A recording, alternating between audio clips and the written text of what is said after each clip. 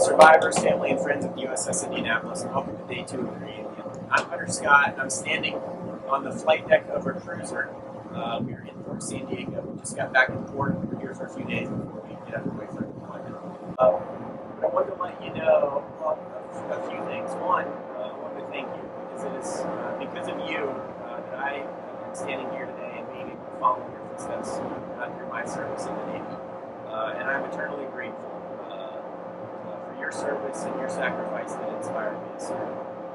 And two, I want to let you know that your story continues to inspire not only me, but also my shipmates, and I think everyone in the Navy on a daily basis. Not a single week goes by, and I'm not stretching the truth on that, where I don't hear of the Indianapolis in some way in the Navy or have the opportunity to tell your story. For me personally, people ask me pretty frequently, what made you decide to join the Navy? And my answer to that is I was inspired by your service, and it opens the door for me to be able to share your story. In fact, I shared that story with a lot of my sailors here on board the ship just yesterday. Some of them are actually reading books about your story. And another thing is, on a weekly basis, I get messages from USS Indianapolis, LCS 17, as you all know, the ship that was named in honor of your cruiser. And so, again, weekly, it's a reminder for me and for everyone else in the Navy that see the namesake of your ship. Another message I received that actually everyone in the Navy received is from the Chief of Naval Operations, and I figured I would just take the opportunity to read this short message. This went out through message traffic to everyone in the Navy. And it says, on 30 July 1925, just 3 minutes after midnight, the heavy cruiser USS Indianapolis was struck by 2 Japanese torpedoes in the dark of night while conducting solo transit in the Philippine Sea.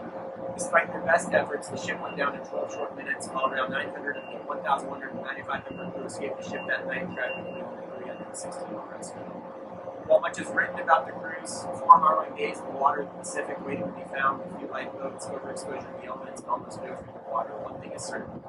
Those brave sailors and Marines endured impossible hardships by banding together, and we must do the same today. So I ask you to pause to take a moment between 11:03 and 11:15 Eastern Time to remember the brave sailors and Marines of the Indianapolis. Remember their courage and devotion to each other in the face of the most severe adversity. Remember their valor in combat and the role that they played in ending the most devastating war in history. Honor their memory and draw strength from their legacy. America has a great Navy. Our nation counts on you, and so do I.